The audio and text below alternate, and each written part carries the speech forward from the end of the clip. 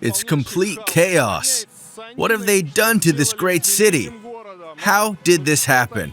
Music, signals, smoke. We're right in the new city center. We're on one of the central squares. The fountain is full of horse manure and some trash. It's all breaking down.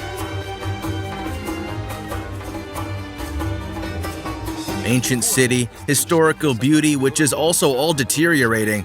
I feel sorry for this city, with piles of ancient rubbish. They're just throwing rubbish out from the windows. They're pouring out filth. It stinks everywhere. There are flies, insects, rats, cats, and dogs. Our tour guide is getting nervous. He's constantly turning around. There's whistling and shouting from the windows. He says we'd better leave as we've spent too much time here and attracted a lot of attention. A city where countries and nations are blended. 73 families in Alexandria who visit this Latin, Latin? not Scott.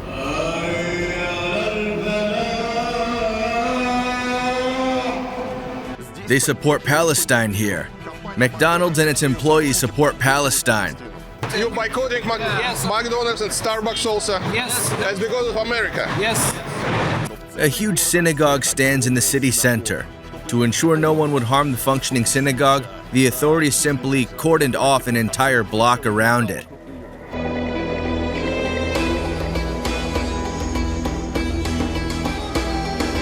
I am in Alexandria, an ancient world capital founded by Alexander the Great. Cleopatra and Mark Antony resided here. This was a global trade hub. The iconic lighthouse of Alexandria, one of the 7 wonders of the world, stood tall here. And there was the Library of Alexandria, the largest and most important library in the ancient world. But all these wonders are in the past. According to Numbeo, Alexandria's quality of life ranks below Calcutta and Yekaterinburg. The traffic here is worse than in Beijing and New York. And the air is dirtier than Shanghai and Novosibirsk. Over the 20th century, numerous foreigners fled from here, and the Jewish community shrank 1,000-fold. What happened to Alexandria and how do people live here now? I will tell you in today's video. Don't forget to like this video and subscribe to my channel before our walk around Alexandria. If you like this video, YouTube's algorithms will better recommend it to other viewers. If you subscribe, you won't miss any new and interesting content that I regularly release on my channel. Let's go!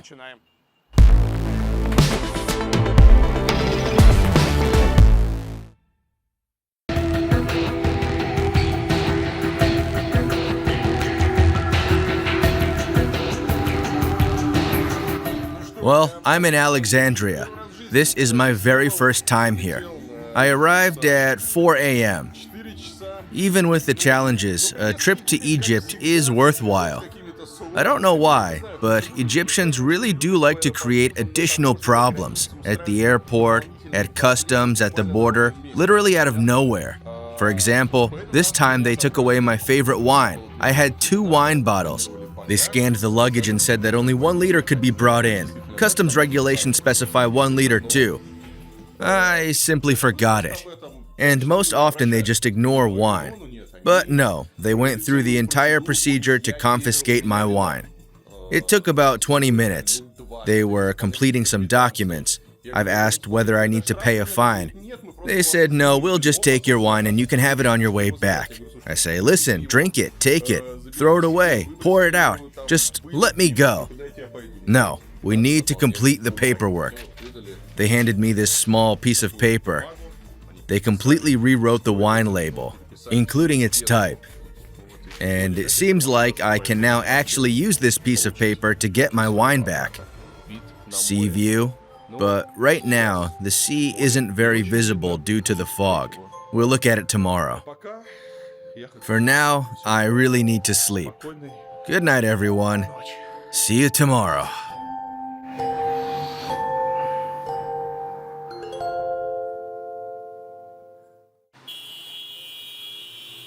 The sea view I paid for turned out to be a view of a busy road. And this noisy nonsense starts early in the morning. Well, you've seen my place. Now let's take a look at Alexandria.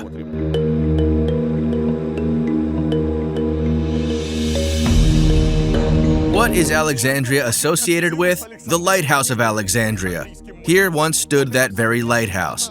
It was built around 250 BC, and its height reached 150 meters. The lighthouse, which stood for over 1,500 years, was eventually destroyed by earthquakes. In the end, in 1480, the lighthouse was decommissioned, and its remnants were used to build this Kayet Bey citadel. The lighthouse was constructed during Alexandria's Hellenistic period, under Greek rule. Alexandria was a hub of science, culture, and philosophy. 30 years before our era, Romans conquered the city, and it was the second largest city in the Roman Empire after Rome. After the Romans, the Byzantines ruled until the Arabs captured Alexandria in 641 following a 14-month siege. In the 13th century, the Mamluks gained power. This is a military class from Turkey. It was the Mamluk Sultan Kayet Bey who constructed this impressive fortress on the historical site of the Alexandria Lighthouse.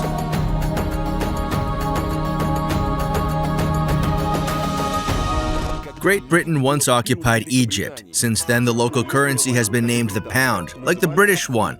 Once, the Egyptian pound and the British pound had the same exchange rate, but the Egyptian pound has since depreciated 40 times. Bank's rate is officially 30. On the black market, it's 50. Wait, it's 30 in the bank? Yes, they have a fixed rate. Can you buy it for 30 though? No. You go to the black market and find it for 50. Can't you buy dollars at the bank now? No, you can only sell them. Where can I get dollars? At the black market. Ah, the black market. They've introduced a new law, amendments to the law for obtaining a residence permit for foreigners. So to pay for the period of your residence permit, you need to bring a receipt from the bank to the immigration police showing that you have deposited dollars or euros into the bank for the specified amount that covers your permit. I see. So you go to the black market, buy dollars at 50, and sell them for 30? Yes, you sell them for 30. And report to your beloved state that, yes, you go to the bank, show them the receipt, and you get your residence permit. Great. After the British departed, both Alexandria's population and the currency exchange rate changed. According to 2016 data, 99.9% of Alexandria's population are Arabs. But it was not always like this. In 1947, 7% of the city's residents were foreigners. That's over 60,000 people, and half of that total number were Greeks. 20% were Italians, and 15% were English. In 1952, Egypt experienced the July Revolution.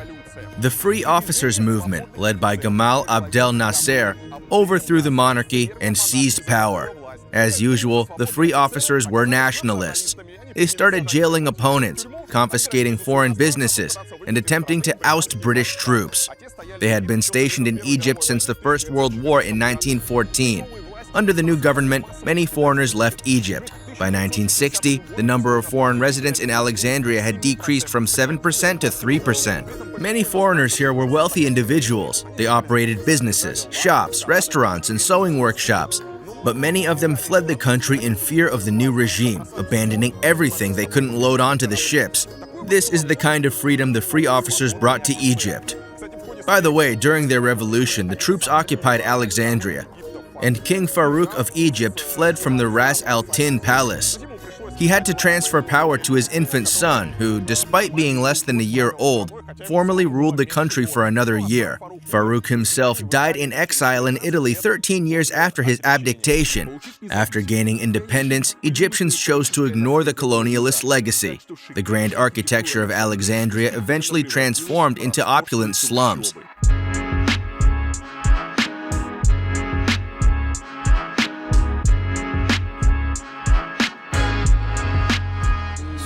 It seems that a tram used to run through here before, and now there's a market.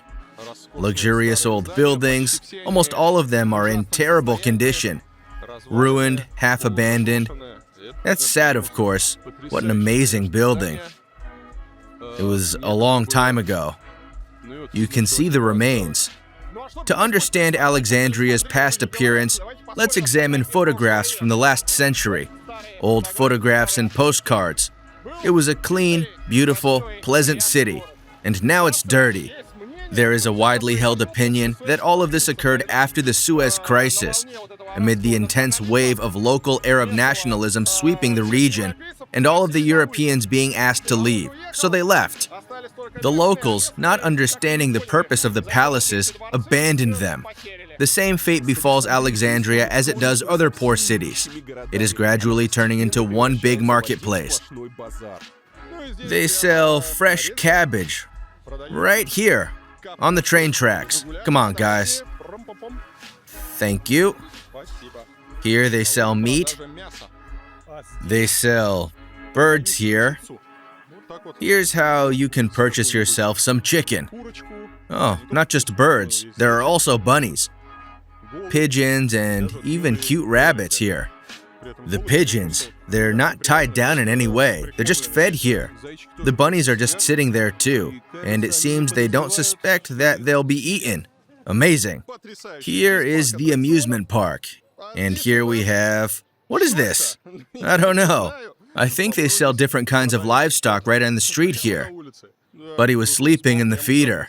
Talking about contrasts, where but in Alexandria can you find such contrast? Look, luxurious mosques, livestock apparently being sold right on the bustling street, and old, vintage cars. Here you can see what they've done with these old buildings, corridors, and galleries. They've transformed them into a bustling market.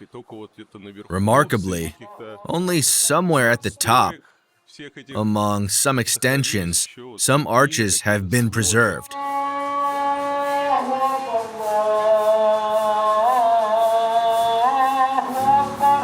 It all looks amazing. Such a number of authentic elements of this old architecture, which no one has taken proper care of, have been preserved.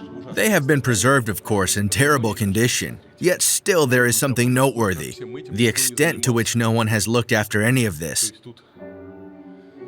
The dust has been here accumulating for decades. It's already turned into plants hanging down from all these railings and steps that no one has ever cleaned. They have only been trampled with feet. However, in the historic quarter, you can solve the housing problem. Live on someone's roof. It appears that there are apartments here, but they all seem to be shut. Perhaps we can find somebody. Oh, there's someone here, some woman. Do you live here? Over there, yeah. Yes, people live here. All right, dog, back off. This small dog bites. Not much, but it bites. So the local residents gathered and said that a dog would eat me. Not the small one, but the big, dull gray one that looks like, I don't know, something quite unpleasant. People here are not very welcoming to guests. Due to a language barrier, I couldn't understand what was happening on the roof of the beautiful building, despite it being very interesting. But apparently, some sort of semi-legal housing situation is happening there now. Look at these beautiful staircases. It's all so completely broken, so utterly ruined, and that's very sad. On one hand, it's all sad to watch, but on the other hand, you're glad that at least something is being preserved.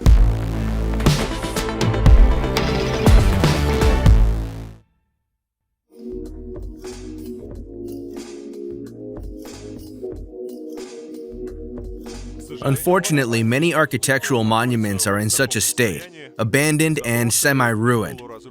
The building's once rich decor remains visible, but it is now abandoned and roofless. All of this is very sad.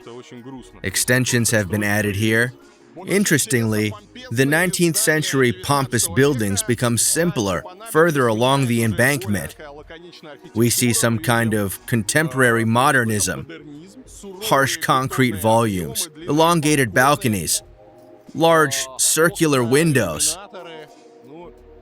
And unfortunately, these buildings are also in a deplorable state. I see an open entrance. Let's go and see what's inside. I want to have a look at these columns. Look at the interior. I didn't expect to see a guard there who would kick me out. He's a tough guy. Another old semi-abandoned historic building. What happened here? Francis, Dalek.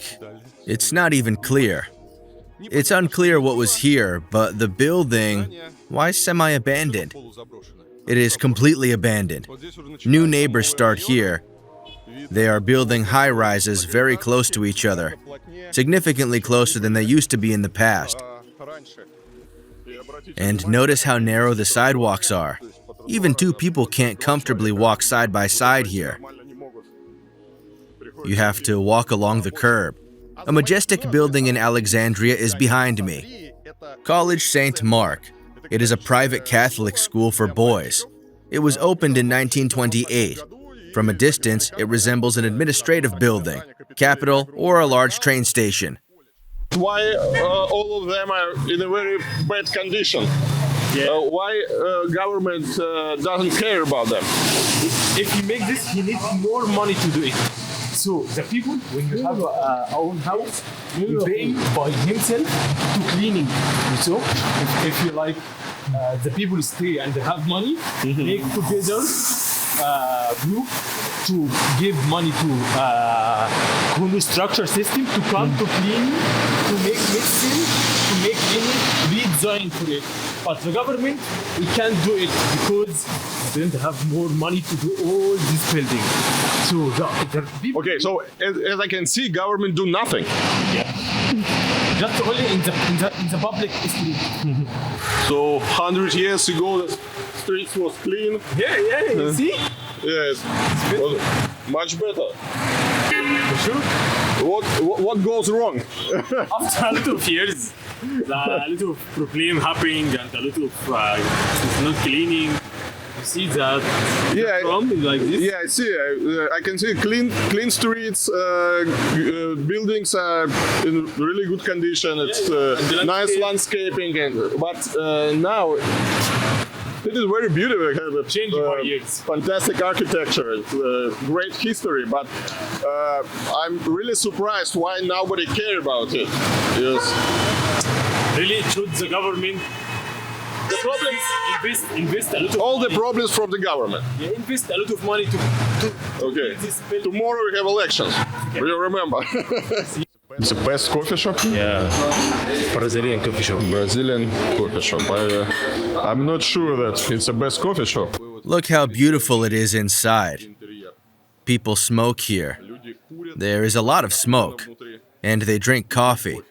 It's all very Egyptian, and there's an interesting vibe.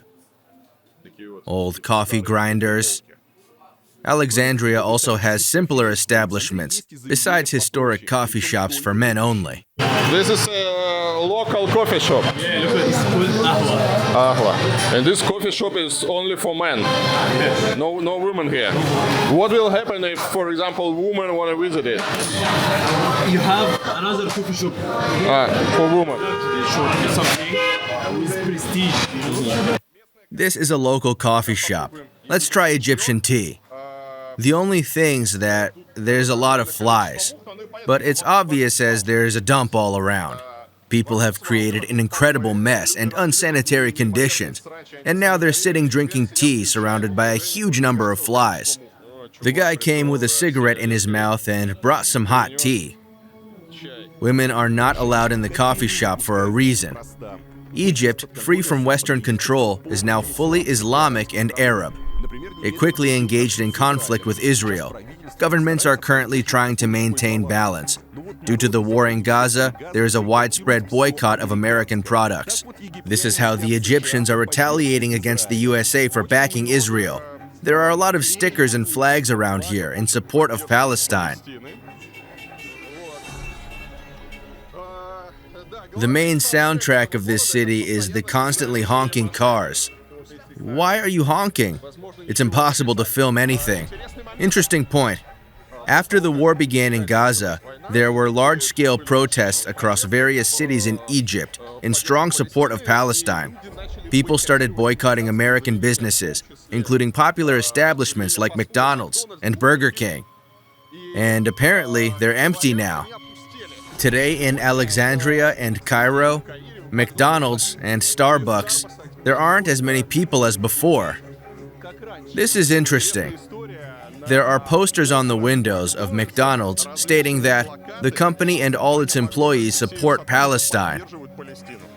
There aren't many people here for a weekend. I've never seen a McDonald's this empty before. There is a guard and some bored visitors. There are no people inside. Even displaying Palestinian flags doesn't save McDonald's from losing popularity. McDonald's in Egypt has always been very popular. Well, it was extremely popular until very recently.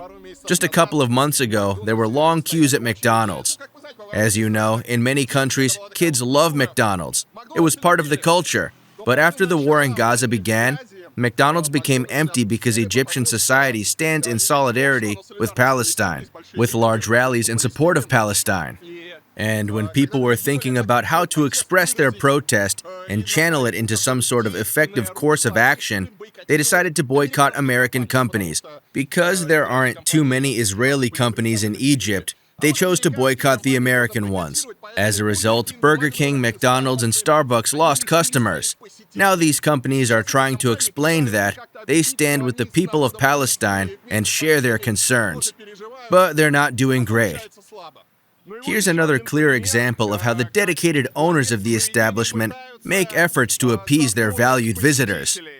Friends Cafe, which is named after an American TV show, features Palestinian flags on every window. The guys say that they stand with Palestine. Notably, it is important that most Palestinian flags and signs showing support for Palestine can be found displayed on various foreign establishments. At all these American franchises, or places with European cuisine, in places where locals may question, whose side are you on? What do you think about McDonald's?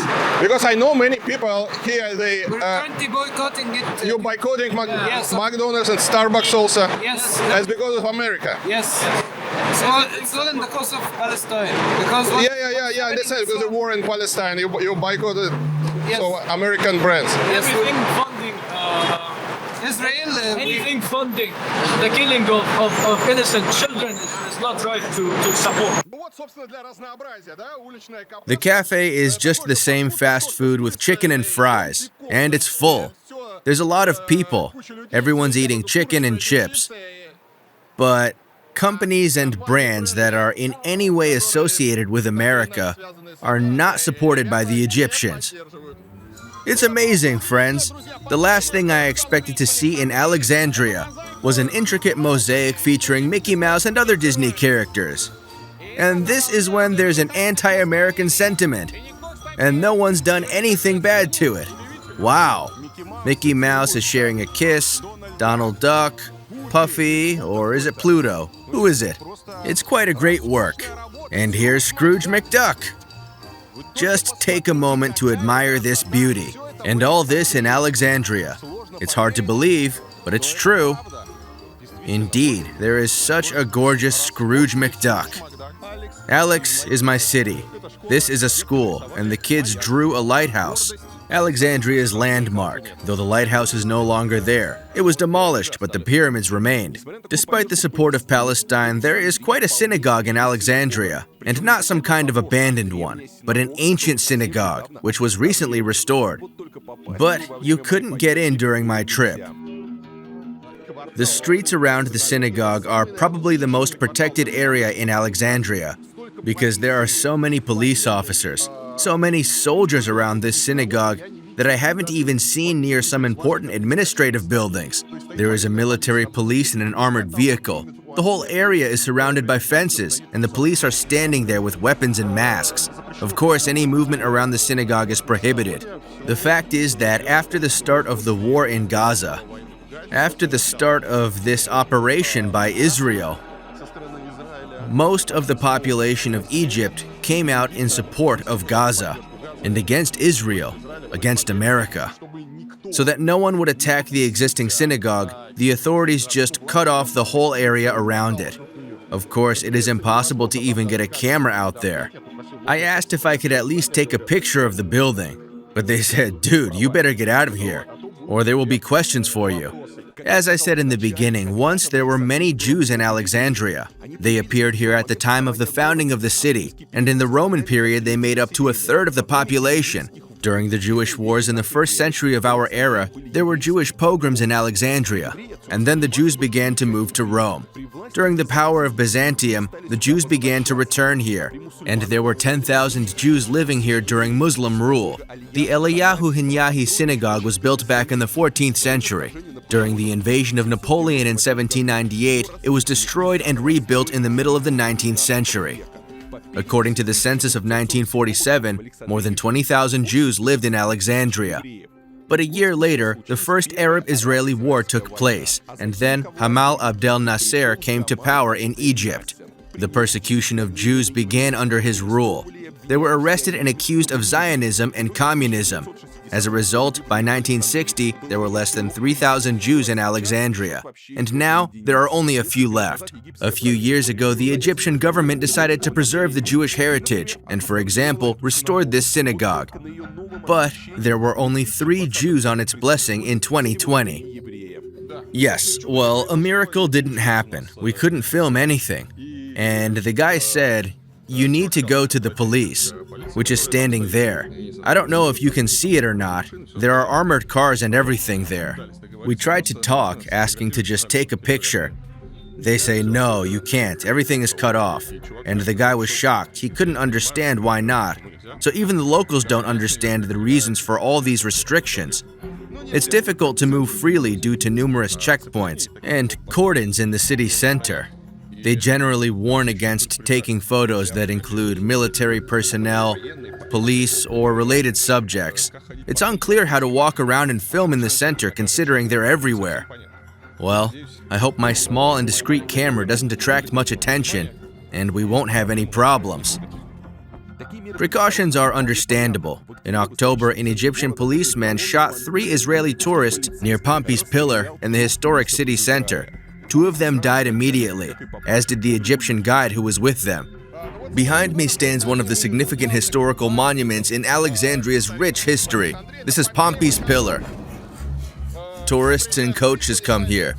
It was right here a few weeks ago that a group of Israeli tourists were tragically shot. And it's one of the main attractions of Alexandria.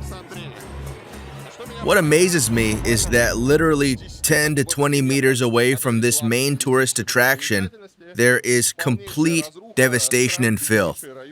The poorest neighborhoods are nearby. Everything is covered in garbage, dirt, insects, and abandoned houses. Everything is in a terrible state. Here you can actually take a look at the neighborhoods and see what they look like.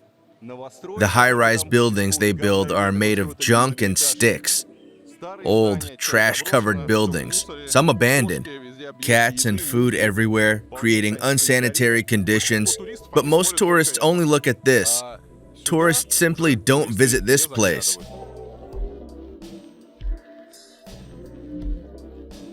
Alexandria would not be so multicultural if only Arabs and Jews lived here. There used to be many Italians and French in the city. There's also a Catholic church here. Is it a working cathedral? So it's like a religious building? Yeah. Not No, a museum. it's not a museum. People come here to pray. Yes, it's not a museum. And how many parishioners, how many people visited to pray? 73 families came to pray here. 70, 30? Yeah, families come to pray here. 73 families in Alexandria who visit this place. Latin? not Scott. Maybe you know, is there any problems, conflicts between the Muslim and Copts and Latin? ما عندناش مشكلة معايا. You don't have any problem. You live in peace with all religions. Also, he don't have any problem if you don't have any religions or any nationalities come from different countries in the world. You are. What about Jews? ولا كمان. There are no problems. There's no problem with him. You like it, and they will welcome. Maybe you know how many Jews live in Alexandria? There used to be a lot of Jews, but now there are only 7. Only 7 Jews live. Islam is currently the predominant religion in modern Egypt, so both the Christian cathedral and the synagogue will hear the calls to prayer. The prayer begins, and many devout believers pray, right on the bustling city streets.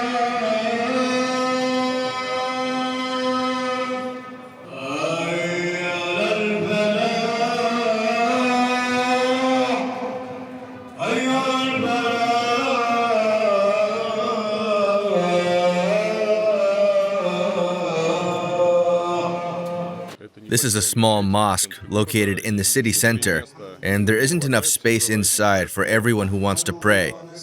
As a result, carpets are laid out on the nearby streets for people to pray outside.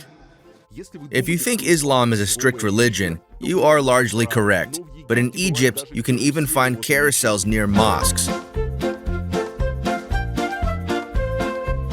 Wow! Here are such constructions, small metal carousels, to which these little cars are attached, which you usually just drive around. Horses, amazing! Here are these little boats. I will take a ride.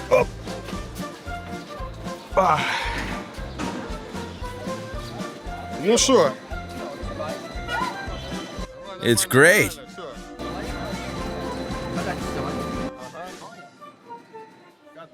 I'm like a king here. Amazing! Wonderful horses, and most importantly, there's this ride called The Fish of My Dreams. Such a lovely woman with fish delicately covering, or rather, artistically replacing her breasts. Here she is holding, hello, what probably used to be a heart. It seems to be something about love. Here are these wonderful seats where young kids can sit and steer the pretend vehicle. Some amusement park rides are straight out of a horror movie. You could film a horror movie here.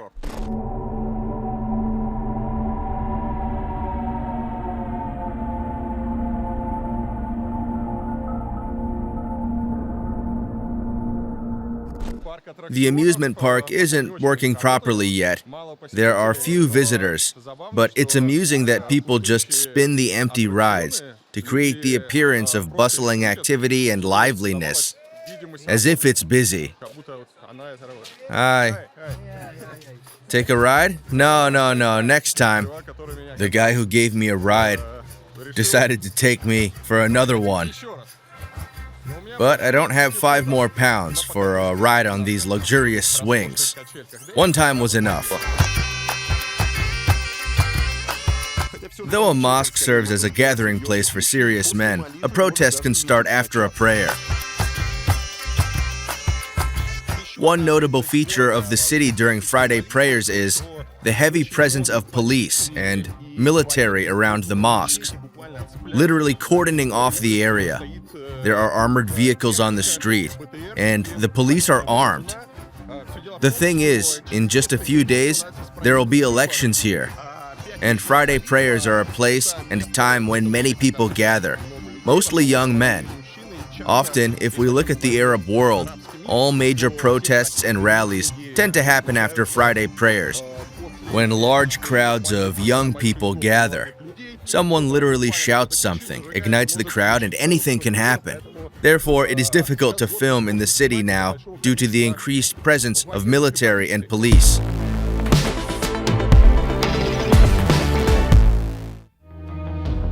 Friends, I want to share the history of Egypt following the 1952 revolution. A group of officers overthrew the monarchy, deposing King Farouk I from power. He had been ruling the country for nearly 20 years. Egypt became a republic in 1953. After the coup, the Revolutionary Command Council governed. For almost 60 years, Egypt was under military rule. For the first 18 years, Gamal Abdel Nasser, a revolutionary, has ruled. After his death, Anwar el-Sadat inherited the throne. No elections were held, of course. In the 11th year of his rule, el-Sadat was assassinated by religious fundamentalists, and Hosni Mubarak succeeded him. He ruled for 30 years, improved the country's standard of living, and established relations with the USA and Israel. His strict actions against religious fundamentalists led to discontent. During the 2010 parliamentary elections, authorities intimidated Muslim Brotherhood supporters. It is a radical Islamic religious movement that, for example, supports the Palestinian Hamas. The methods they use are essentially the same. After the elections, wheat prices sharply increased, and the government couldn't help citizens manage the rise. In Egypt, discussions focused on Mubarak's corruption, security forces' lawlessness, and his plan to transfer power to his son. This all led to the event known as the Arab Spring. In January 2011, mass protests erupted in the country. Due to primarily religious oppression pressure, Mubarak resigned and handed over power to the military council. In March, Egypt had a referendum. The referendum resulted in the presidency being limited to 2 4-year terms and greatly reduced his powers. In the summer of 2012, the state of emergency that had been in effect for 30 years since Anwar el-Sadat's assassination was lifted in the country. And this law gave the security services practically unlimited power, which they, in fact, used at their discretion. In summer 2012, Egypt conducted its first free presidential elections, but it was the Islamist Mohamed Morsi who won and immediately began taking away the recently granted freedoms from the people. He claimed the authority to issue decrees, allegedly to safeguard the Arab Revolution, and they couldn't be contested even in court. Protests started in the country, but they were less successful this time. The power shifted, but not democratically. In 2013, a military coup occurred, leading to new elections in 2014. And of course, the winner was the military man, Abdel Fattah el-Sisi. He had 93% of votes, which wasn't surprising, as the junta already held all the power during the elections. In the second election in 2018, al-Sisi received 97% of the vote because the opposition simply boycotted the circus. A year after winning, al-Sisi altered the constitution. The presidential term was now 6 years instead of 4. And as he ruled for only 4 years, al-Sisi nullified his ban on running for a 3rd term. I left Alexandria before the elections, but didn't miss anything interesting. This time, al-Sisi slightly underperformed, and instead of 97%, he got 89%. But there were no protests. In Egypt, widespread intimidation makes another Arab Spring unlikely. We couldn't even find a single political scientist in the city who would agree to explain on camera why the Egyptians are putting up with all this. A third of the 95 million population here lives below the poverty line. Many families are cramped in small apartments and share the last crumbs at the table. The situation is particularly dire in the slums, in areas with illegal or very primitive housing. In 2020, city authorities started rebuilding the slums. The city authorities aim to fully eradicate disadvantaged areas by 2030. Slum residents ultimately become homeless. The authorities are suggesting relocation for Alexandrians to another area with an option to rent a new apartment for $62 a month. But this cost is unaffordable for some. The minimum income level in the country is $75 per month. After paying the minimum rent, only $13 remain for living expenses. Residents of Maya al-Saidin slums think the authorities have no plans to build new residential complexes there.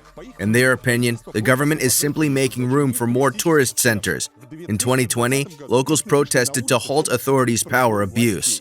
Security forces used tear gas and beat protesters.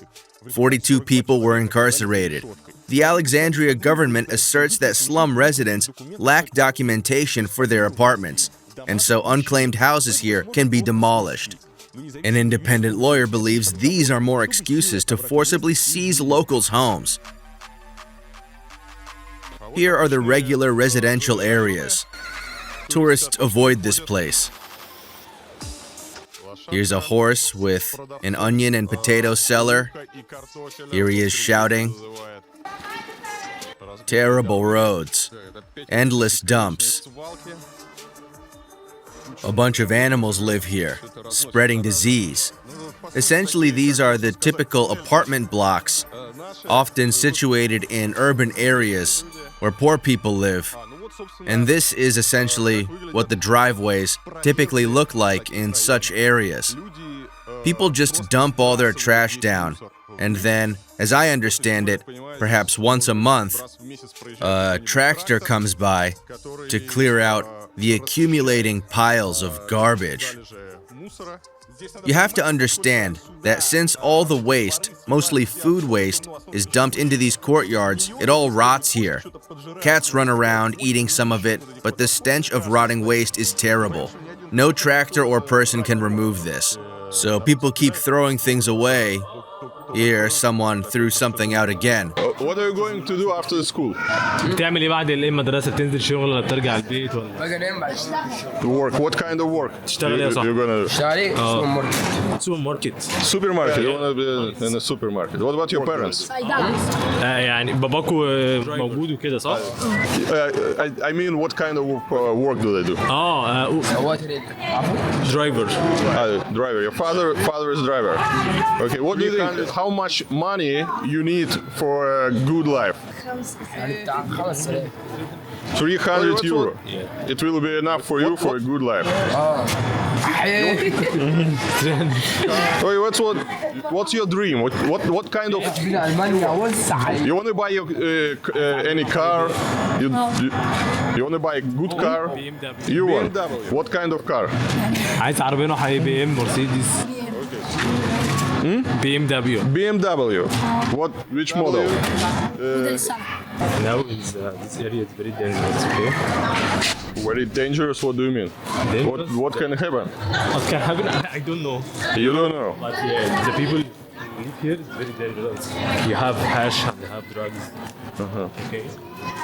They sell it or they just users? My guide is really starting to worry. He's constantly turning around, as people who live here are not the most pleasant. In terms of safety, they start shouting and whistling from the windows. He says we'd better leave, as we've been here for too long and attracted too much attention. I really can't understand because it's a poor people who live in very simple houses. Yeah, But they can care about their yards. They can care about the garbage.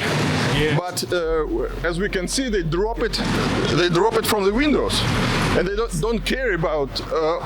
It's all very strange. It's so dirty, and it's not because they're poor. Not because the government doesn't do anything. These people created all this mess with their own hands.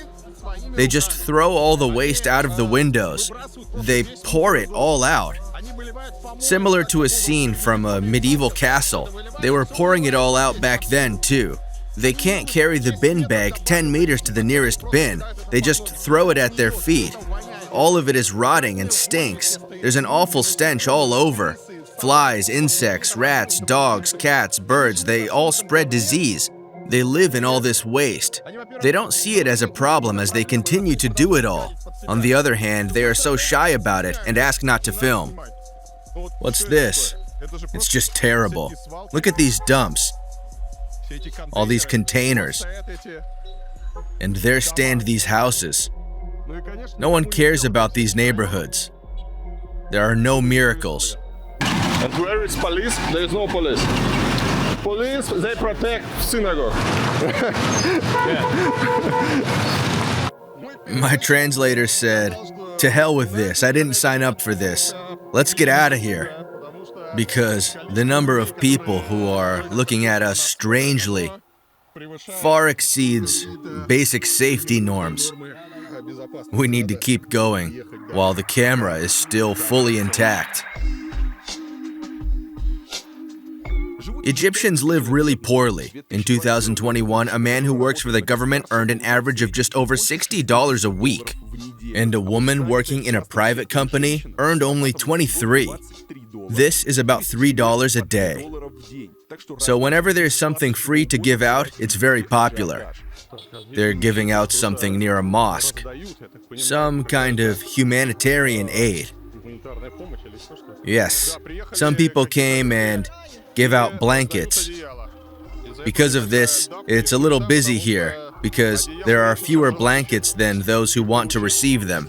Blankets are probably needed by those who live on the street, and there are a lot of them in Alexandria. With the residents of the slums, there are as many as 12 million homeless people in Egypt. That is, about every 9th resident of the country has no home. It's homeless. The homeless sleep on the streets. Yeah. Homeless people who don't have money, don't have houses, living in the street. You know? And the government helped him by taking him to shelter or something like this. But But why they are not in a shelter? Why they sleep on the streets? I tell you a story. Someone from them don't like to go shelter. Don't like because when you stay in the street, you take more money. Okay, so the homeless people, they stay in the streets because they get money from One people. reason like this, and the other reason we don't have more shelter to take all homeless in the shelter. So the government try to take one of them is very ill or very sick. Okay, and the other people we play to take him to other shelters. As for the homeless children, there are indeed a large number of them running around the streets. Some of them are harmless. Others are aggressively intrusive. It's like that everywhere. In many countries, a lot of people actually live and sleep on the streets. But the locals say that it's often their choice because you can get some money from people there. So they're all good. And it turns out to be such a closed circle. Because the state, as you can see, does not even have the opportunity to keep the city clean and to deal with people, to pull them out of this social bottom. They don't have time for. And people end up in a closed circle because they live on the street all their lives. They give birth on the streets. The children know no life beyond this, receiving no formal education and tragically never have the chance to attend school. The kids start begging too. They give birth on the streets and their kids begin begging. And so it goes on and on without end. And it will go on until some normal programs are developed for the adoption of these children, for getting them out from these streets. They need education, and they need jobs. They need to see some other life, but it's all very difficult. And now again, Egypt definitely doesn't have time for that. These areas in the center of Alexandria, look at how packed it is. There are new houses there, and even though the sun's still out, it's relatively dark here because the sunlight does not get here because of this super dense development. That's why it's so gloomy, damp, and dirty. It looks like something's collapsed here. I don't know, some kind of self-construction? Or they demolished it, and immediately this place is used as a dump. So all of these bin bags you see, it's all the rubbish people collect at home. They go with this bag, and then they throw it here. That's it. And then there are cats, rats, insects, and children play here too. Look up. How dense it is. Who agreed to this? How did they appear here? It's not clear at all. It's actually very rough. It's actually scary to be in areas like this. Although there is no crime, the people are fine. There are no conflicts. I don't worry about being robbed.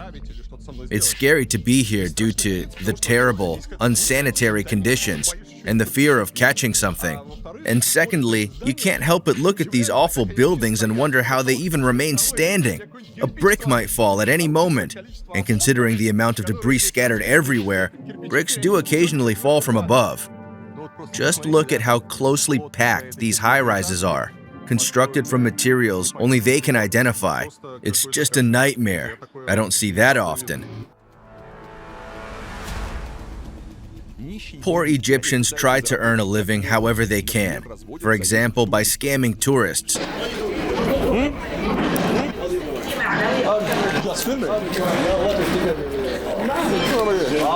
It's interesting that this building is so high and they're close to each other. It's right, but you have allowance for that? You have allowance? What is allowance? Allowance from government about that. Wow, thank you. I don't know. I come from that side. Let's go. My husband living there. Really? Yes. Where? Shakalala. Shokoska? Yeah. I've just had a very funny dialogue. The guy started to make up that I need some sort of permissions that I need a pass from the government. If not, it could lead to numerous problems. You can't just film everything. But then it turned out he has a brother living in Shokhovskaya, Moscow. I said I was also from Shokhovskaya, so we're like bros now. And it turns out I don't need any permission passes.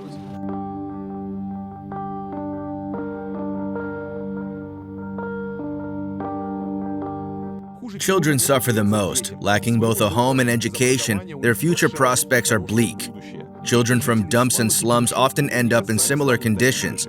There aren't many shelters in Egypt, although we found one for children with mental illnesses. Can you tell me about your shelter? How many girls live here? 22 boys from 11 to 15 years old. Girls or boys? Boys. Boys. Here's only boys. And 11 girls. And it is a private shelter or it's a government? It's a state shelter, but I'm responsible for everything here. How do kids get here? Do they come here by their own or somebody brought them here? Their families bring them, but it's under state control too. The children have all the necessary documents, and we take responsibility for them. For feeding, educating them. There's a small gym here. Okay, so the families bring the kids here. Why? What the reason? Because the family don't have to care with him, to care for himself, and to give him the good service. So he tried to find shelter like this, with the government control for him, to the kids stay and they take all the service and quality. Okay, and the families, are they homeless or they're just poor? They have no money. No money for their kids. After age 15, local girls and boys are sent to private shelters. And before that, they live here. This concept is very, very amazing. Really, it's the first time I see it. With put the medicine and you put here the time. What's the time you should to take the medicine? Okay? Because the man or someone you make tour, you know what is the name? Amani, Ahmad, Muhammad. He need to take the medicine today or tomorrow or something like this. It's every week, you know. Every week. I see.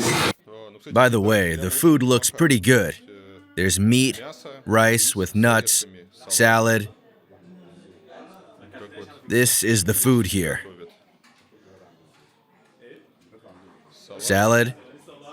As I understand, this is some kind of lamb that has been grilled, nuts and raisins. Yes, this is the class where they work and make all these toys.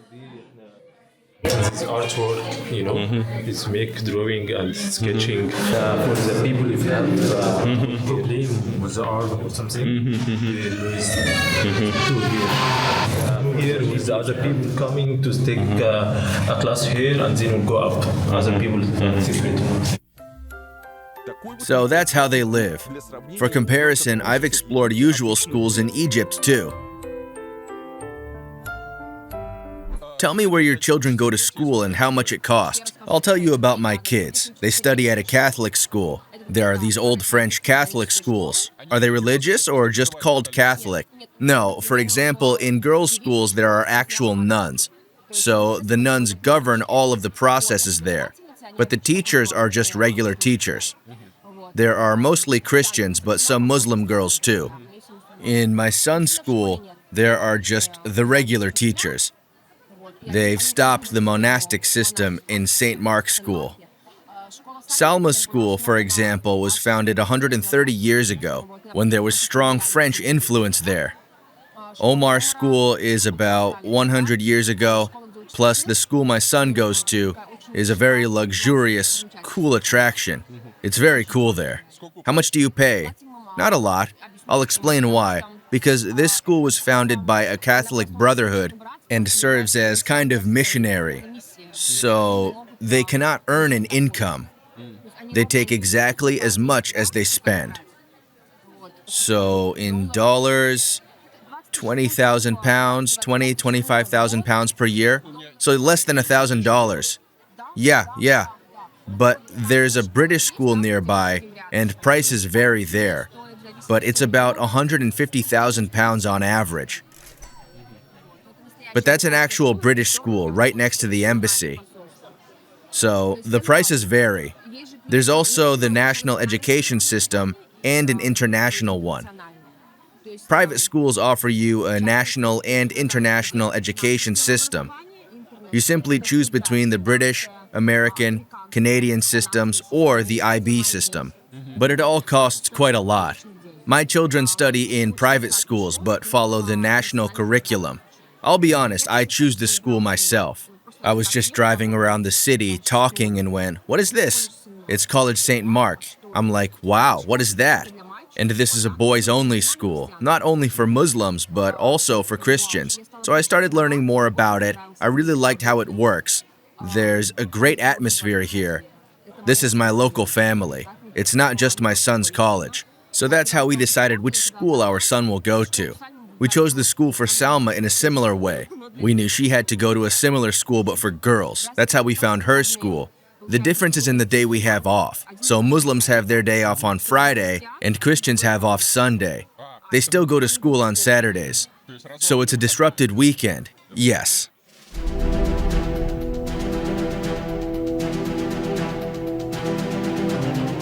Of course, Alexandria is no longer the center of science and education it was a couple thousand years ago. At that time, the legendary Library of Alexandria was already operating there.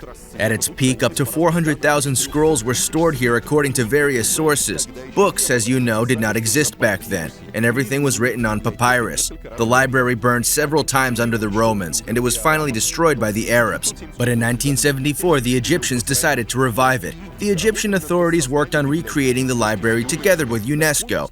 More than 500 applications were submitted for the building design competition, and it was won by an architectural firm from Norway. The library was reopened in 2002. Inside, there are multimedia halls, galleries, a planetarium, and a manuscript recreation laboratory. Here are books in 3 languages: Arabic, French, and English. The library is considered the largest in Africa and the Middle East. It was built by a Norwegian architectural firm. It seems to be the only modern building in Alexandria, but I haven't managed to get into it. There was a mishap with the Library of Alexandria. Everything here has fallen apart. So, they closed the square in front of it for reconstruction. No one is allowed in. Entering the square is not allowed. You can go into the library, but it's not open today. A small passage was left for access to the library. And then they fenced everything else off. I wanted to see one of the main attractions of Alexandria, the famous library. No library for you. Fence, fence, fence, and more fence. Yeah. What's going on there? Behind the fence? Behind the fence is a library. They, you see, have placed guards in booths to ensure that no one sees the library. Besides such a wonderful library, Alexandria has another delight for urbanists: trams. The first tram appeared here as early as 1863. Yes, 161 years ago. There are currently 20 tram lines and 140 stops. Both local trams and those made in Japan, Hungary, and even Ukraine run through the streets of Alexandria. All in all, it's a tramway paradise.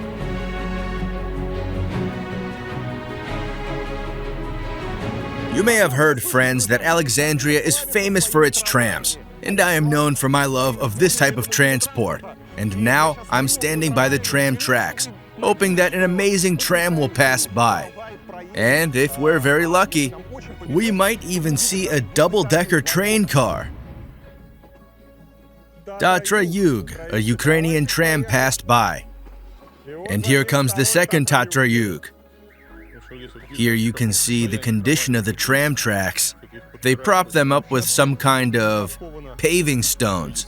You really wouldn't guess that a tram runs here just by looking at it. Many people walk on the street because sidewalks are not always suitable for walking. There isn't a tram. We're unlucky.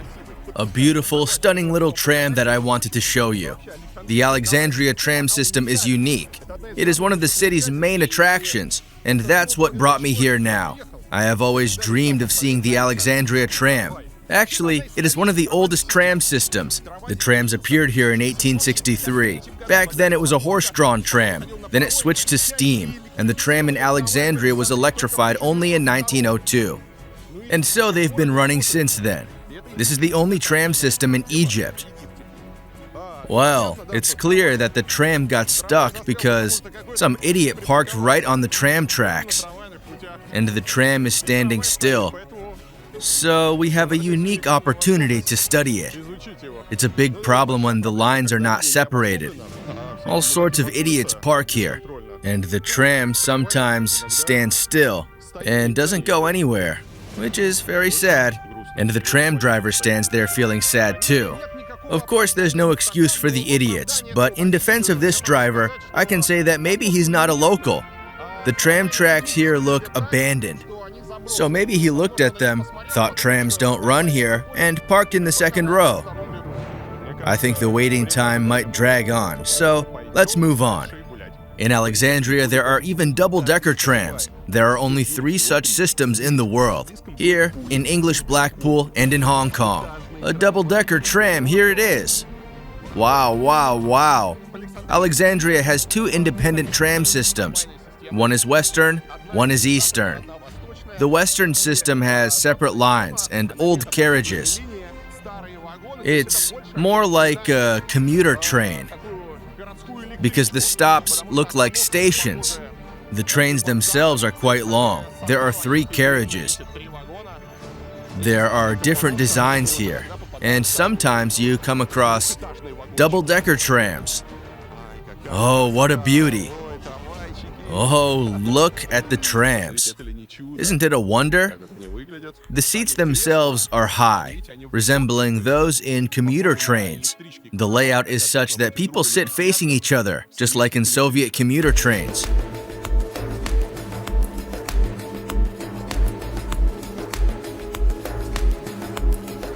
Look at one of the tram stops. This is the terminal. But it looks like a small city station. Right now, it's prayer time. And interestingly, the trams stop during the prayer. Well, at least this one has stopped. And the driver is praying right in his seat. He didn't come out. He's praying right in his cabin on the chair. The prayer is over and people are leaving. You see, many streets around the mosque were blocked. There are many mosques, but there are still not enough. And the driver, who apparently is about to continue driving, finished praying. Here is the double-decker tram. I was told that this is a woman's carriage, so I can't go to the second floor, and I need to leave this carriage. It turns out there are separate cars for men and women. I entered the double-decker car, wanted to ride on the second floor, but they kicked me out and told me to get lost and go to another car. So that's what I'm doing right now. In Egypt, the first car is by default considered to be for women in these multi-car trams. So when the tram goes to the center, it's not a reversible one, meaning those old trams, not the yellow ones, but the ones with double-decker cars, they can't reverse. So when the tram goes to the city center, first car is for women. And when it goes from the center, men can ride in the double-decker car. That's why if you're a man and you want to ride a double-decker tram, you can only do so if you're traveling from the city center to the suburbs. Note how sometimes people ride the trams. And here's an interesting point. The driver is driving the tram with a cigarette. I don't know if you can see it now, he hid his hand. In general, smoking tram drivers are completely normal for Egypt. In fact, people in Egypt smoke quite a lot. As you can see, the tram is not the fastest mode of transport here. Well, there's no other option. The guys were planning to build a subway, but it somehow didn't work out.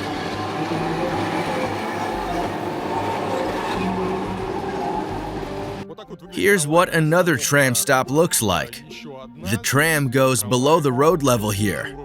You should go up and down using the stairs. Of course, there is nothing in terms of an accessible environment. So it doesn't matter if you have a stroller, bags, or sore legs. You'll have to climb.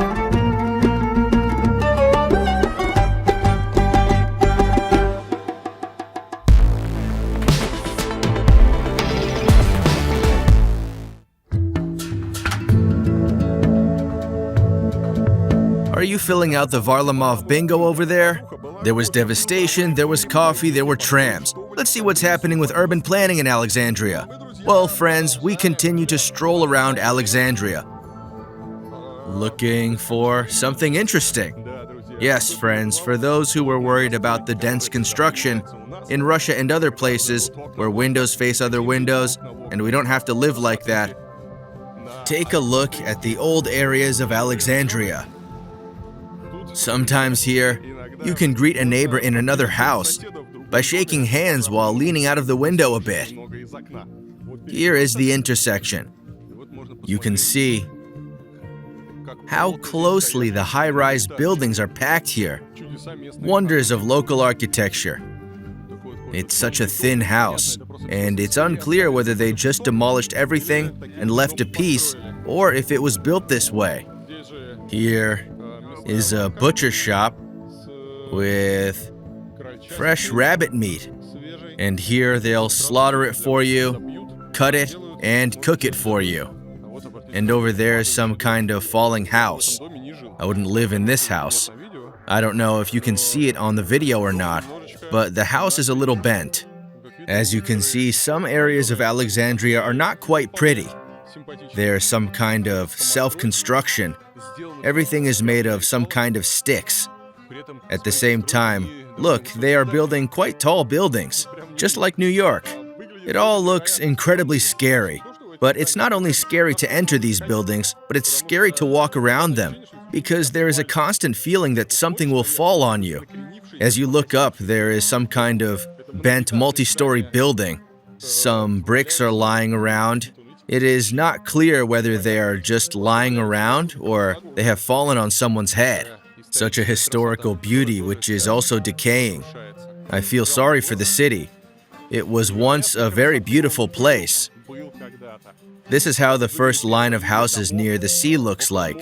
It would seem that there should be something fantastic and beautiful here, just like in Miami, but no. There are just old, decaying, multi-story buildings. Many old houses in the center are in such a state. It's not clear whether they collapsed themselves or were demolished in this way. It's just that if they were demolished, then it's strange why there is no fence or anything, and it looks pretty dangerous.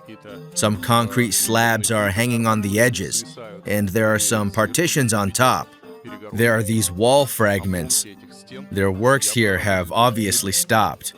Perhaps it just collapsed from old age, and no one cares about it. And of course, it wouldn't be like me if we don't talk about garbage, especially when they throw garbage out onto the old architecture. Egypt is one of the dirtiest countries I've been to. Garbage is everywhere here. In recent years, more attention was drawn to this problem.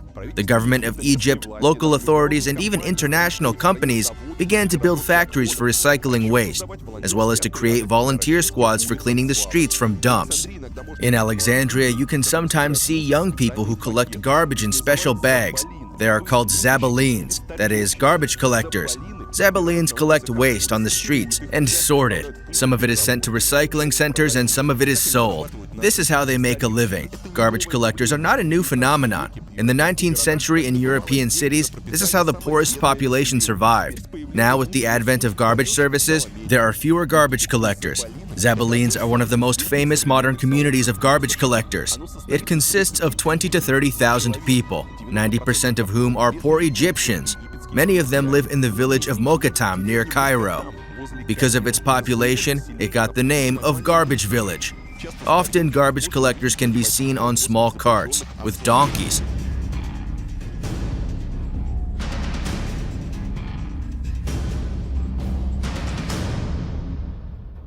Here's a story about how you can make everything dirty. There's a lot of garbage, and at the same time, people come here to have a rest, take pictures, and do not pay attention to the garbage. On the other hand, if you live in Egypt, sooner or later you stop paying attention to garbage, to environmental problems, to noise, because there is no other way to survive here. You just get out of the tram stop, and here, people throw garbage. They throw it out in bin bags. That is, they collect garbage in bags, leave the house and throw it between cars in the hope that someone will collect it later. And this is how one of the random Alexandria courtyards looks like. Cars are parked like this.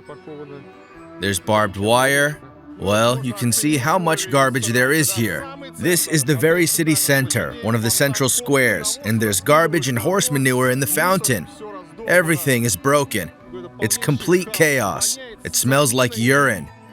Ugh, what have they done to this great city? What is this? Music, signals, smoke. It is impossible to cross the road. They're roasting sweet potatoes in some kind of ovens here. I'd rather not show you in what water he washes that sweet potato. Overall, it's very sad, unfortunately.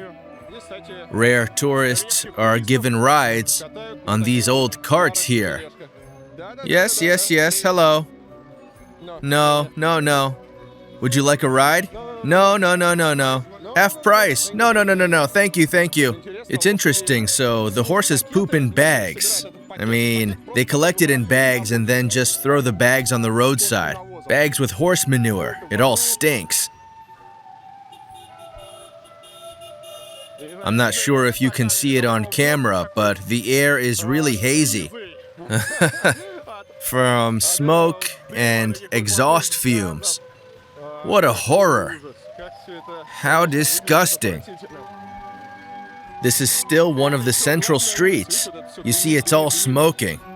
There are exhaust fumes from the cars, definitely not the Euro standard. And if you turn on the corner, it will be a complete disaster.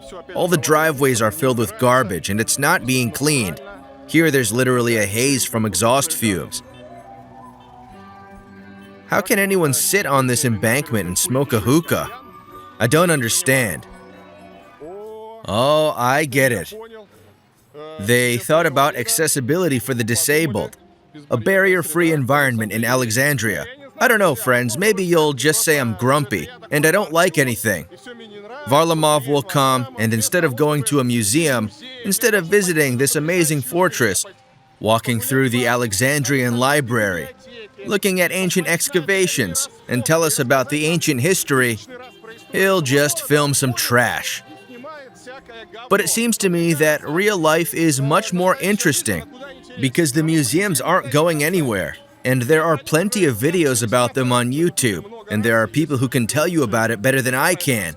Therefore, for those interested in a more detailed history, they will find more than one video on YouTube about it. However, capturing real life today is very important in my opinion, because it is what exists here and now, with all its problems, with all its successes too. There are also positive aspects in this. For example, the fact that they preserved the tram. Thanks to them for that. I think it's very important to capture this, and it's really interesting.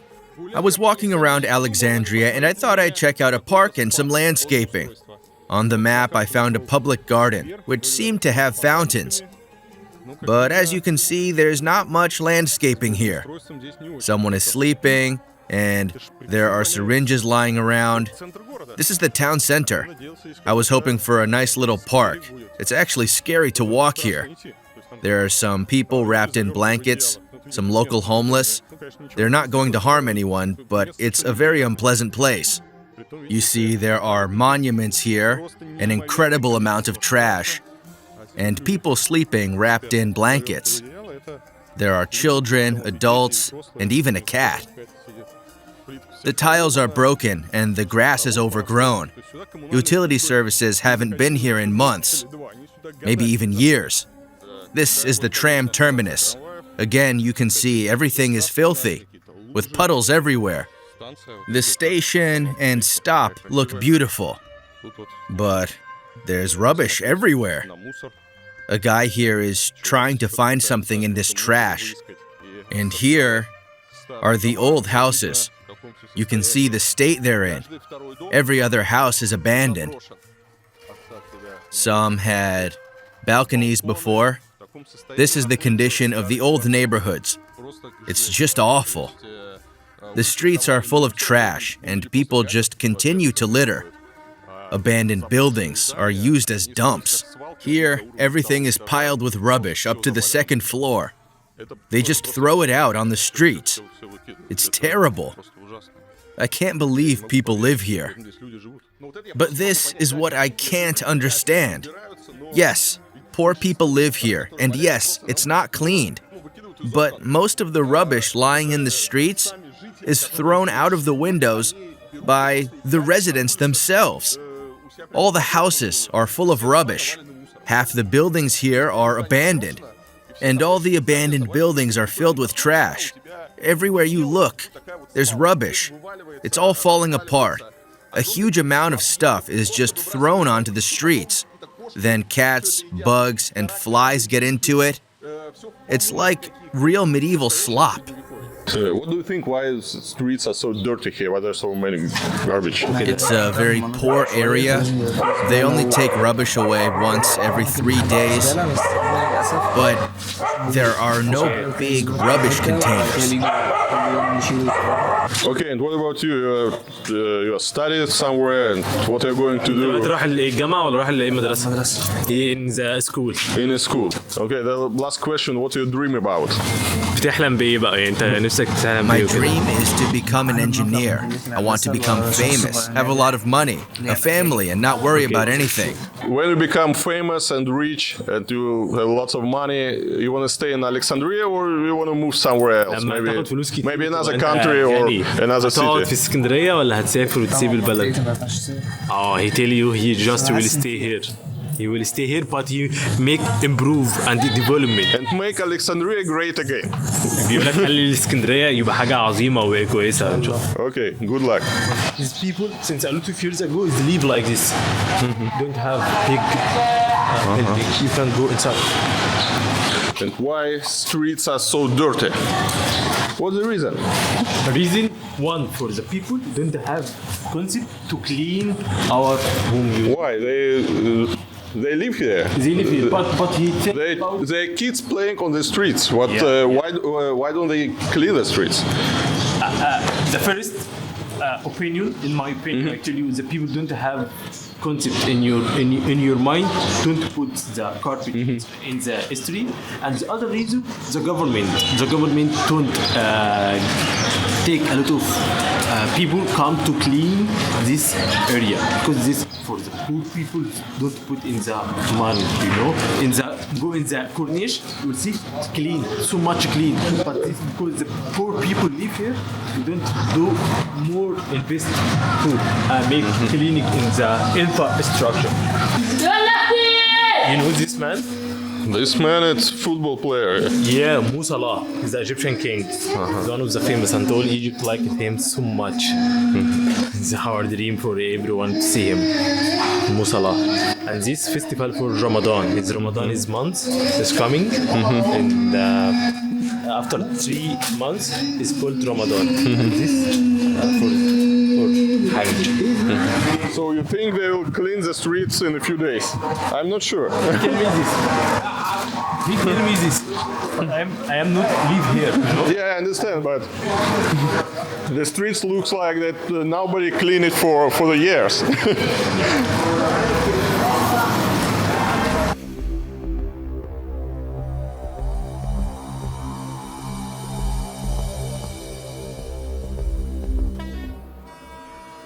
This is what it's like here.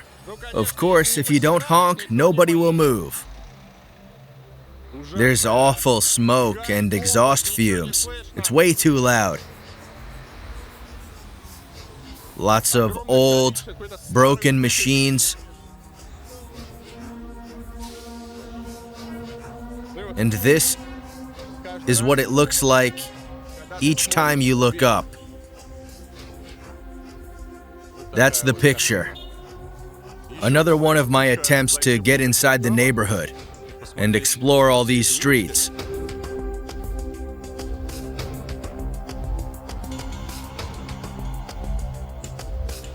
I can't imagine how to navigate these streets. Of course, it's hard to expect Alexandria to solve the problem of decay and rubbish. So far, they can't even solve the problem of the lack of electricity, which goes out twice a day.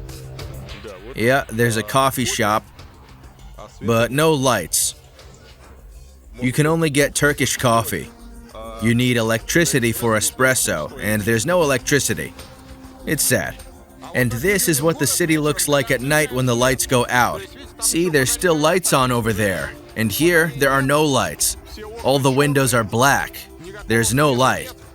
No street lights. The power's out. Seems someone's got a generator. There's a shop window over there that's lit up. Otherwise, it's completely dark. That's Alexandria, Egypt's second largest city. It's 7 o'clock in the evening. It's dark.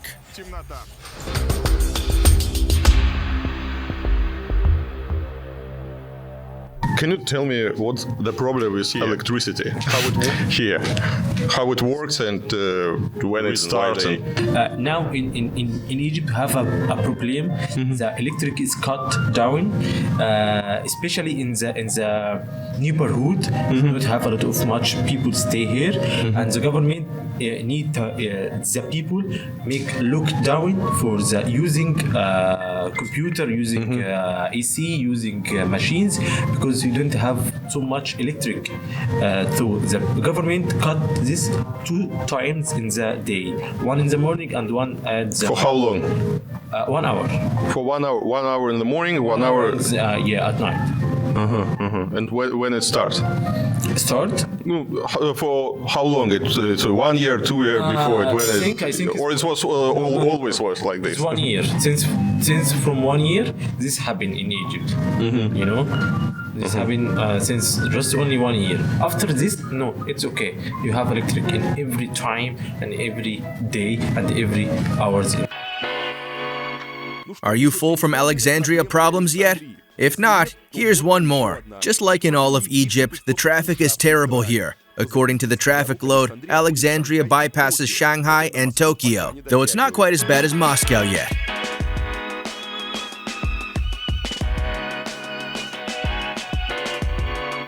I've just been on a bike.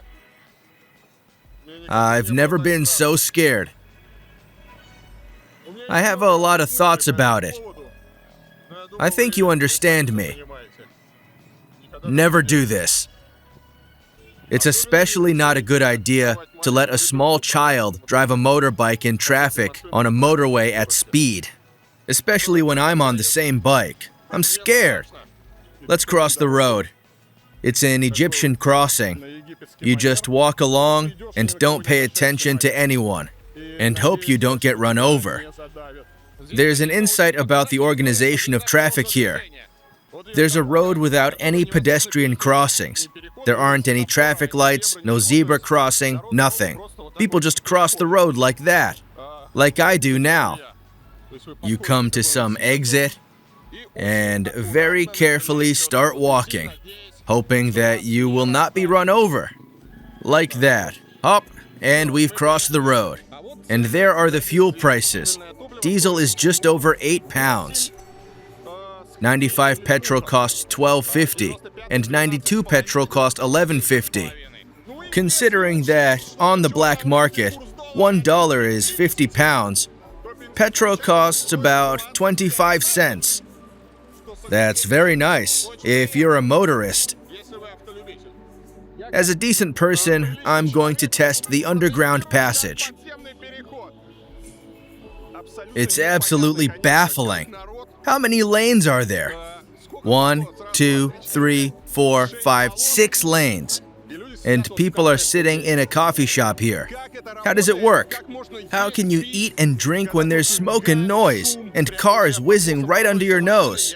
I don't get it. And everyone eats with such an appetite. There's a lot of things on the streets of Alexandria. This is where they make kebabs. And here, it looks like it's the future kebab, waiting to be eaten. Right on the pavement. By the way, it's interesting how they sell crisps here. They just put out boxes with holes cut through. And you just take the bag you need, and then you go and pay for it. And why there are so many police on the streets? Yeah, like It's because of the elections or no, like it's always? just only for the driver if you don't have lenses, or if you ride with don't have roofs, take lenses from him. All the cars, they use signals every time. And the streets are very noisy. Yes. My windows in in my hotel, they're facing on the main road. It's a problem to sleep here because of the signal. They all the night. Beep beep beep. Why? What? Okay, I will tell What's you. wrong with your drivers? It's nothing, you know. It's nothing. It's like traditional beep beep beep beep beep beep. Is nothing happen. The man do it. When I have been in Porto, when I have been in Turkey, I don't listen this. Okay, but the people like fun, you know, funny. It's like just only for fun. And also, if I have been in Cairo, you will be so traffic and these be so in your mind beep beep beep in everywhere, like microbus, like car, like van, like everyone make like this. So it's hard to run across this in traffic. But you have to, because there are problems with the subway. Here's the subway, and people use it because the road is particularly wide here. There are no traffic lights, and it's hard to run across. That's why people actually use the subway here. One of the few pedestrian crossings. They've made one across this carriageway. The carriageway is horrible. Instead of making a proper embankment, they just built a multi-lane motorway. Of course, any problems become much less scary when you have an embankment overlooking the Mediterranean Sea. In the evening on the seafront, people come out to sit at such tables right on the shore to admire the boats, the sunset, all this beauty, smoke hookah, and drink tea. It's very nice.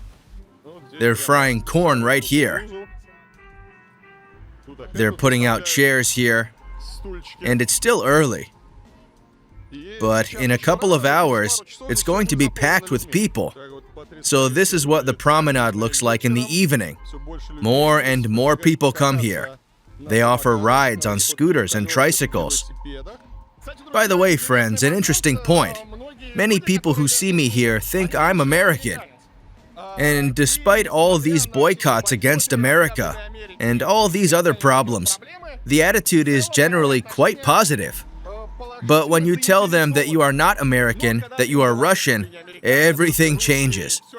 People immediately relax. So we can say that Russians are much more loved in Egypt than Americans. And many people, understandably, speak some Russian because they worked in tourism and in hotels. So adults know some words in Russian. It's very nice. Hi, everyone's so positive. Amazing, won't you agree? You can drink tea on the beach and just walk along the sea. This is what the capital's beaches look like. Where people drink tea in the evening and look at the sea. But the sea for the city is not only beautiful views. For many centuries, Alexandria was one of the most important port cities and was known as the Pearl of the Mediterranean. After the Second World War, Egypt gained independence and began to develop as a textile and shipbuilding center. Since 1969, modern ships have been built in Alexandria. In 54 years, 35 ships of different types and sizes were built here, including cargo ships, oil tankers, and barges. Some ships are built for the Egyptian fleet, and the rest are exported abroad. This area is the best place to make the cheap and goods for the moving to Gardaga, to Sharm el-Sheikh, to Red Sea. We make here and the other place also we will see. So friends, if you've been to Egypt and went on a boat trip, went for diving or snorkeling, you probably used one of these yachts. These yachts are made here at the seafront. It all looks a bit strange. I am not an expert in building yachts and ships, but they seem to assemble them out of some boards.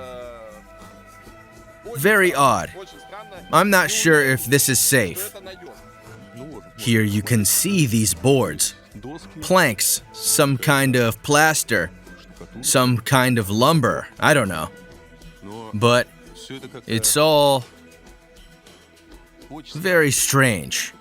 They just build it out of wood. Maybe it's some ancient technology.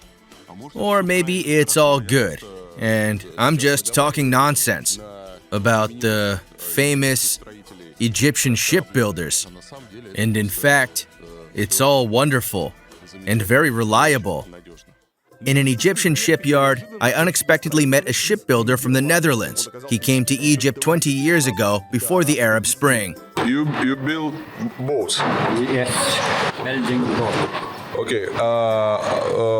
How long does it take to build a boat like this? When finished, about 1.5 years. 1.5 years. Yes. Not too much. And how many people work on this boat? Sometimes 15 people, sometimes 10. 15 or 10? Yes. From 15 to 10. Yeah. Wow, nice. And all of them are the Egyptian. Yes. Only you. Half Egyptian and half Israel. And you're the boss. Okay. No, that is the boss. How much, if it's not a secret, what's your salary? How much you get from this job?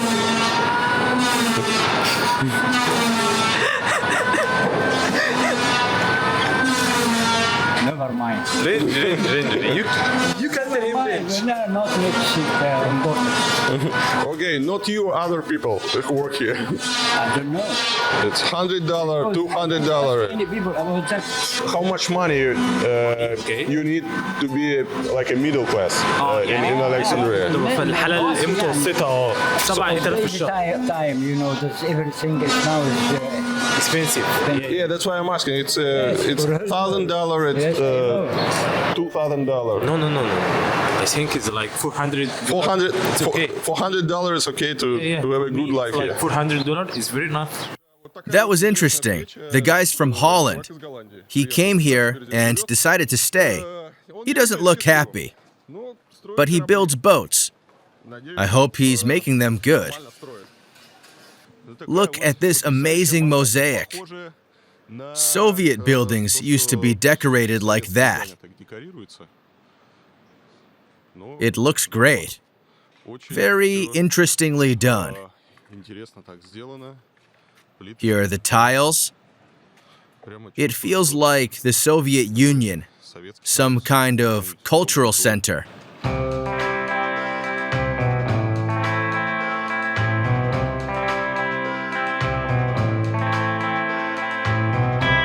Alexandria, friends, of course, is an amazing city. Very unusual and interesting to explore. It is clear that I would not want to live here, with the service and civilization that we are used to. Everything is quite complicated here. There is still something to work on. The city is dirty, noisy, with huge ecological problems. But nevertheless, it's interesting to see what has become of the heritage of this great city. It's interesting, but you look at it all with sadness because many buildings are destroyed. Many buildings are just in a terrible state. On the other hand, maybe, just thanks to the fact that Egyptians have no money to deal with all this, some history is preserved here, like some antique things in the attic at Granny's house, which are just waiting for their time. Because as we know, other cities who have more money, they just demolish everything, rebuild stuff, and there is often nothing left of history. In this regard, Alexandria can tell a lot about what its streets have seen. So, I recommend it. Indeed, the city is very interesting. I enjoyed my visit to Alexandria, and I hope you enjoyed watching my video.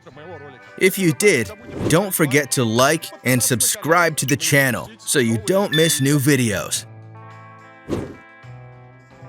And I bid you farewell. It's time to move on.